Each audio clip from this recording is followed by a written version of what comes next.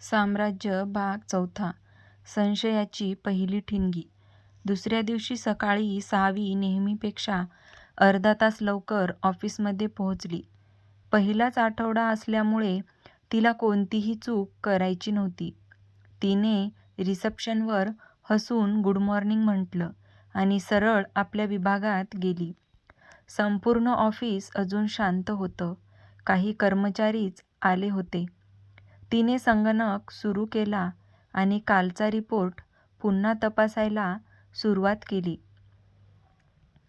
तिच्या लक्षात आलं की रात्री कोणीतरी तिच्या फाईलमध्ये बदल केले होते. तिने तयार केलेले आकडे वेगळे दिसत होते. सावी घाबरली. हे कसं शक्य आहे? ती स्वतःशीच पुटपुटली. तेवढ्यात तिची टीम लीडर रश्मी तिथे आली. तिने स्क्रीनकडे पाहिलं आणि रागाने म्हणाली, सावी, हा रिपोर्ट तू तयार केला आहेस का? सावीने होकारार्थी मान हलवली. मग यात इतक्या चुका कशा? सावी लगेच म्हणाली, मॅडम, मी काल हे सगळं बरोबर केलं होतं. कोणीतरी तिचं वाक्य पूर्ण होण्याआधीच रश्मी म्हणाली, ऑफिसमध्ये कारणं चालत नाहीत, काम चालतं. सावीचं मन खट्ट झालं. पहिल्याच आठवड्यात तिच्यावर निष्काळजीपणाचा शिक्का बसत होता. त्याच वेळी वरच्या मजल्यावर बोर्डरूममध्ये मीटिंग सुरू होती. आर्यवीरने सर्व विभागप्रमुखाकडे पाहिलं आणि शांत आवाजात विचारलं, काल रात्री सर्व्हरला पुन्हा प्रवेश करण्याचा प्रयत्न झाला, याबद्दल कोणाकडे काही माहिती आहे का? सगळे शांत बसले. कुणीच बोललं नाही. आर्यवीरने टेबलावर एक प्रिंटआउट ठेवला होता. हा लॉक कंपनीच्या आतून तयार झाला आहे, म्हणजे चोर अजूनही आपल्यामध्येच आहे.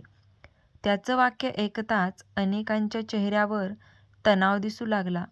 मीटिंग संपल्यानंतर विक्रांत धावतच केबिनमध्ये आला. सर, आणखी एक गोष्ट सापडली आहे. त्याने एक पेनड्राईव्ह टेबलावर ठेवली. ही काल रात्री 7व्या मजल्यावर मिळाली. आर्यवीरने ती हातात घेतली. 7वा मजला म्हणजे नवीन कर्मचारी जिथे बसतात? हो सर.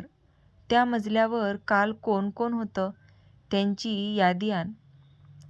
विक्रांत लगेच बाहेर गेला. खाली सावी अजूनही तिच्या रिपोर्टमधल्या चुका शोधत बसली होती. अचानक तिच्या संगणकाच्या स्क्रीनवर एक छोटासा मेसेज चमकला. सत्य शोधायचं असेल तर कोणावरही सहज विश्वास ठेवू नकोस. ती दचकली. तिने इकडे तिकडे पाहिलं. तिच्या आसपास कुणीही नव्हतं. क्षणात तो मेसेज गायब झाला. हे काय होतं? ती गोंधळली. त्याच वेळी तिच्या मागून आवाज आला, सावी, CEO सरांनी तुला वर बोलावलं आहे. सावीच्या हातापायात गोळा आला. मला? हो, आत्ताच. सावीने घाबरत फाईल उचलली. तिचं हृदय जोरात धडधडत होतं. ती लिफ्टमध्ये शिरली. लिफ्ट हळूहळू 17व्या मजल्याकडे जात होती. प्रत्येक मजला पार होत होता आणि तिची भीती वाढत होती. लिफ्टचं दार उघडलं. समोर आर्यवीरचा आलिशान केबिन होता. तिने हलक्या हाताने दार ठोठावलं. आतून शांत आवाज आला, कम इन. सावीने दार उघडलं. आर्यवीर खिडकीसमोर उभा होता. तो हळूहळू तिच्याकडे वळला. त्याने टेबलावर पडलेली पेनड्राईव्ह उचलली आणि तिच्याकडे पाहत विचारलं, सावी देशमुख, ही पेनड्राईव्ह तुझी आहे का? साम्राज्य भाग 5. आरोप. आर्यवीरचा प्रश्न ऐकून सावी काही क्षण जागच्या जागी उभी राहिली. तिच्या हातातली फाईल हलकेच थरथरू लागली. तिने पेनड्राईव्हकडे पाहिलं आणि पुन्हा आर्यवीरकडे पाहिलं. "नाही सर, ही माझी नाही." आर्यवीरने तिच्या डोळ्यात पाहिलं.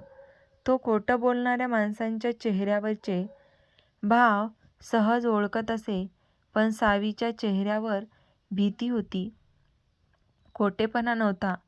"विचार करून उत्तर दे." "मी खरंच सांगते सर, मी ही पेनड्राईव्ह आज पहिल्यांदाच पाहते आहे." आर्यवीर काहीच बोलला नाही. त्याने विक्रांतकडे पाहिलं. विक्रांतने लगेच सीसीटीव्ही फुटेज स्क्रीनवर चालू केले. व्हिडिओमध्ये रात्री 9:30 वाजता 7व्या मजल्याचा कॉरिडॉर दिसत होता. एक व्यक्ती हुंडी घालून तिथून जात होती. त्याचा चेहरा दिसत नव्हता. काही सेकंदांनी त्या व्यक्तीच्या हातातून पेनड्राईव्ह खाली पडली. तो मागे वळलाच नाही. सरळ लिफ्टमध्ये जाऊन गायब झाला. सावीने व्हिडिओ पाहिला आणि म्हणाली, "सर, हा मी नाही. मला माहीत आहे." हे ऐकून सावी आश्चर्याने आर्यवीरकडे पाहू लागली. "कारण त्यावेळी तू कंपनीत नव्हतीस." सावीने सुटकेचा निश्वास सोडला.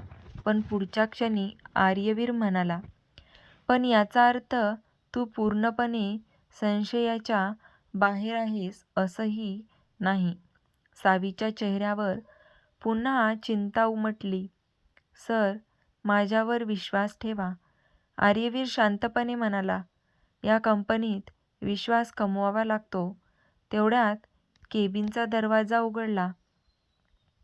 एक कर्मचारी धावत आत आला. "सर, सर्व्हर रूममध्ये कोणीतरी शिरण्याचा प्रयत्न केला आहे." आर्यवीर आणि विक्रांत दोघेही ताबडतोब बाहेर पडले. सावीही नकळत त्याच्या मागे गेली. संपूर्ण सिक्युरिटी टीम सर्व्हर रूमसमोर उभी होती. दार उघडलं. आत सगळं व्यवस्थित दिसत होतं, पण मुख्य सर्व्हरच्या स्क्रीनवर लाल अक्षरात एक मेसेज चमकत होता, "हा फक्त खेळाची सुरुवात आहे." हे पाहताच सगळ्यांच्या अंगावर काटा आला. विक्रांतने लगेच सिस्टीम तपासायला सुरुवात केली. आर्यवीर मात्र शांतपणे आजूबाजूला पाहत होता. अचानक त्याची नजर जमिनीवर पडली. तिथे एक छोटंसं चांदीचं लॉकेट पडलं होतं. ते त्याने उचललं. लॉकेट उघडताच त्याच्या चेहऱ्यावरील भाव बदलले. आत एक लहान मुलीचा फोटो होता. तो फोटो पाहून आर्यवीर काही क्षण स्तब्ध झाला. कारण तो फोटो त्याने अनेक वर्षांपूर्वी पाहिला होता, त्याच्या भूतकाळाशी जोडलेला. त्याने पटकन लॉकेट खिशात ठेवलं.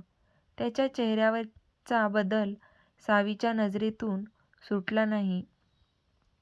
पहिल्यांदाच तिला जाणवलं, आर्यवीरच्या कठोर चेहऱ्यामागे एखादं खोल गुपित दडलं आहे. आणि त्याच क्षणी सिक्युरिटी रूममधील सर्व स्क्रीन अचानक काळ्या पडल्या. 5 सेकंद, 10 सेकंद, 20 सेकंद. पुन्हा स्क्रीन सुरू झाल्या. पण यावेळी एक स्क्रीनवर फक्त एकच ओळ दिसत होती, "आर्यवीर, तुझा भूतकाळ परत आला आहे." ते वाक्य वाचताच पहिल्यांदा आर्यवीरच्या चेहऱ्यावर भीतीची एक हलकी झलक दिसली. आणि सावीला समजलं, ही लढाई फक्त कंपनी वाचवण्याची नाही, तर अनेक वर्षांपासून लपलेल्या एका रहस्याची आहे.